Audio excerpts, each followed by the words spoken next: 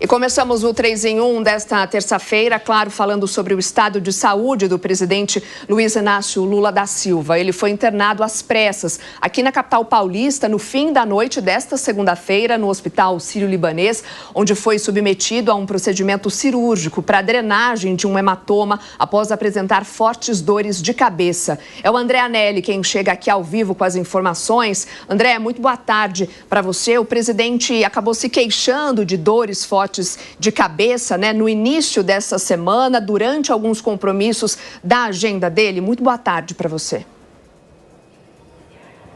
Obrigado, Soraya. Boa tarde a você também e a todos aqui ligados no 3 em 1 da Jovem Pan. De fato, o presidente Lula teve uma extensa agenda, principalmente aqui no Palácio do Planalto, no dia de ontem e já vinha com um comportamento considerado fora do comum, principalmente por ministros que têm mais proximidade com o presidente da República. O primeiro compromisso no dia de ontem foi por volta de 9h30 da manhã, uma reunião para melhorar a governança das estatais, fazer com que as empresas públicas dependam menos do orçamento do governo federal e, durante esse compromisso, que durou praticamente toda a manhã, o presidente Lula ficou bem mais calado, não fez brincadeiras como costuma fazer e praticamente não fez ponderações. Ele acabou se manifestando apenas ao final do encontro e isso já levantou, de certa forma, uma suspeita com os 13 ministros que participaram dessa reunião ontem de manhã aqui no Palácio do Planalto. Por volta de 12h20, quando essa reunião chegou ao final, depois de uma breve declaração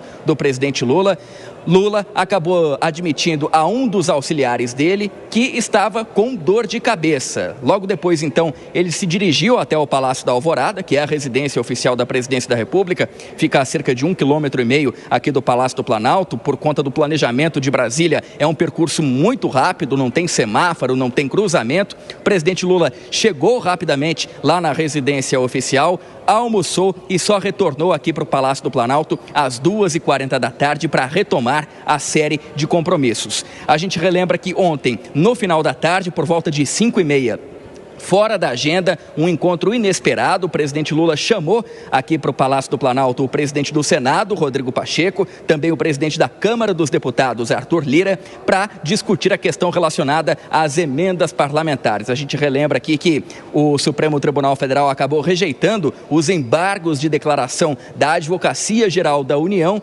Esses embargos acabavam questionando, então, todo o posicionamento do STF em relação às emendas. Isso preocupou muito o governo federal, porque poderia trazer impactos negativos nas votações de interesse do Congresso Nacional. A gente faz essa contextualização porque, como se tratava de uma preocupação muito grande do governo, essa relação com o Congresso Nacional, mesmo sentindo as dores de cabeça, o presidente Lula manteve esse encontro, recebeu aqui Rodrigo Pacheco e Arthur Lira, só que o presidente Lula não conseguiu permanecer até o final desse encontro. No início da noite de ontem, ele se dirigiu para a Asa Sul, que é uma localização aqui de Brasília, onde se encontra o Hospital Sírio-Libanês. Lá, então, ele acabou fazendo exames e, esses exames acabaram constatando uma hemorragia cerebral, resultado da queda que ele sofreu no último dia 19 de outubro, no Palácio da Alvorada, no banheiro. A partir de então, começou toda aquela movimentação. O presidente Lula foi até São Paulo,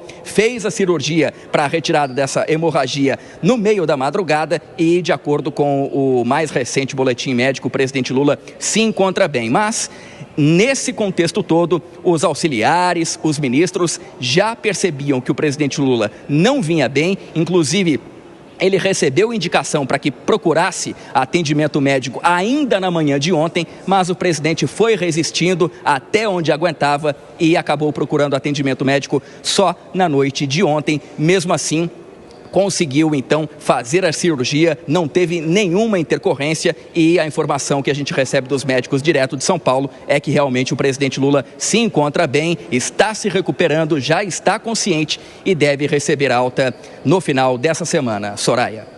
Obrigada, André Anelli, pelas tuas informações. Vamos, então, de Brasília, vir aqui direto para São Paulo, conversar com o repórter Misael Mainetti, que vai atualizar, portanto, o estado de saúde do presidente nesse momento. Já temos Misael aqui para Temos sim, falando ao vivo, direto ali da porta do Hospital Sírio-Libanês. Então, o presidente veio às pressas aqui para a capital paulista, realizou esse procedimento médico. Hoje, mais cedo, uma equipe de diversas especialidades, multidisciplinar, realizou uma entrevista coletiva para passar, de fato, as informações sobre esse procedimento, atualizar também o estado de saúde do presidente. Misael, há já uma previsão de alta do presidente? Sabemos como ele está nesse momento? Teve a divulgação de algum novo boletim médico? Boa tarde para você.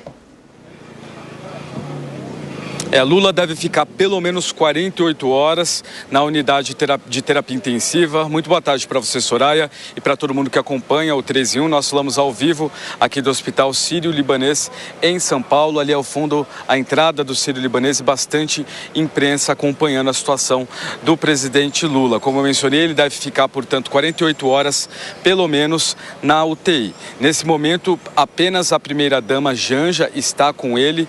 A gente conseguiu apurar isso. E a partir de amanhã, muito provavelmente, ele possa receber novas visitas.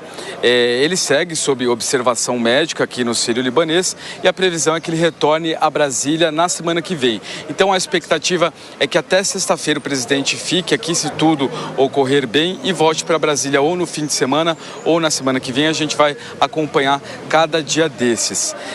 Mais cedo, o deputado estadual Eduardo Suplicy passou por aqui, disse que deixou uma mensagem ao presidente Lula numa carta, inclusive também falou que já aproveitou a situação para falar do renda mínima, sobre um programa. O fotógrafo do presidente Lula também esteve aqui, a gente tentou falar um pouco mais com ele, mas ele havia acabado de chegar e iria tentar visitar o presidente Lula, o que faz a gente acreditar que possivelmente uma foto pode ser divulgada muito em breve. O fotógrafo é Ricardo Henrique Stuckert, que esteve aqui agora há pouco, e a gente vai depois tentar um novo contato com ele. Mais cedo, o médico que acompanha o presidente Lula, Roberto Calil, falou sobre o estado de saúde de Lula. Acompanhe.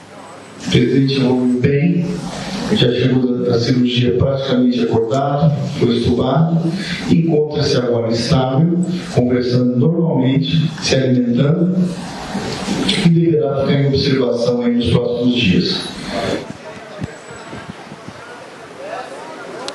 Como você viu aí na coletiva de imprensa que foi concedida mais cedo pelo médico especialista, o médico que acompanha Lula, ele está bem, está comendo, se comunica bem. Então, o prognóstico é bom, mas esse cuidado, de observação durante essas 48 horas são essenciais, de acordo com a equipe médica. Por enquanto, a gente não tem um novo boletim, mas a gente está sempre aqui em contato com a assessoria de imprensa do hospital. E para reforçar, então, o que eu disse, a primeira-dama Janja está com o presidente Lula, com o marido do presidente Lula, e o fotógrafo Stuckert, que chegou há pouco para tentar visitar o presidente. A gente não tinha informação se ele conseguiria ou não, mas a qualquer momento a gente pode ter novas informações ou até talvez ao longo do dia uma foto do presidente Lula se recuperando, e a gente vai continuar acompanhando tudo aqui de perto. Qualquer novidade eu aciono vocês. Soraya? Obrigada, Misael, pelas tuas informações. Vamos voltar a falar com o André Anelli, lá de Brasília, porque por conta dessa cirurgia de emergência, a agenda do presidente Lula para esta terça-feira foi cancelada. E a partir de agora é o vice-presidente Geraldo Alckmin quem assumirá os compromissos, então, do presidente Lula. Haveria uma série de compromissos para hoje. André, queria que você falasse o que ficou, então, para que Geraldo Alckmin assumisse a partir de agora. Pois é, Soraya, alguns encontros foram sim cancelados, adiados, e outros foram mantidos, aqueles de maior urgência, de maior relevância e que não poderiam ser adiados. É o caso de uma série de compromissos com o primeiro-ministro da Eslováquia, Robert Fico. Esses compromissos já foram cumpridos pelo vice-presidente Geraldo Alckmin, que até o dia de ontem ele estava no interior de São Paulo, tinha compromissos paralelos, ligados principalmente ao Ministério do Desenvolvimento da Indústria, Comércio e Serviços, do qual ele é o chefe, e esses compromissos sim tiveram que ser adiados, entre eles um anúncio de investimentos da companhia aérea Latam no município de São Carlos, interior do estado de São Paulo. O vice-presidente, então, que agora é presidente em exercício, retornou aqui para Brasília na manhã desta terça-feira e aí cumpriu essa série de compromissos com o primeiro-ministro da Eslováquia por conta da impossibilidade de adiamento. Outros compromissos, esses sim, acabaram sendo adiados. É o caso, por exemplo, da entrega do Selo Nacional Compromisso com a Alfabetização. Uma nota diz que o presidente Lula faz questão de celebrar o comprometimento dos estados e municípios com a alfabetização.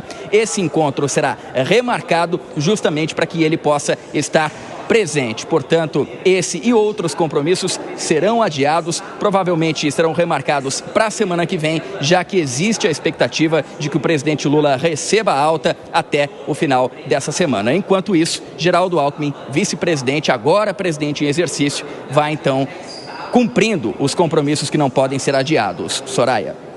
Obrigada, André Melli, mais uma vez pelas tuas informações. A gente volta a conversar daqui a pouquinho.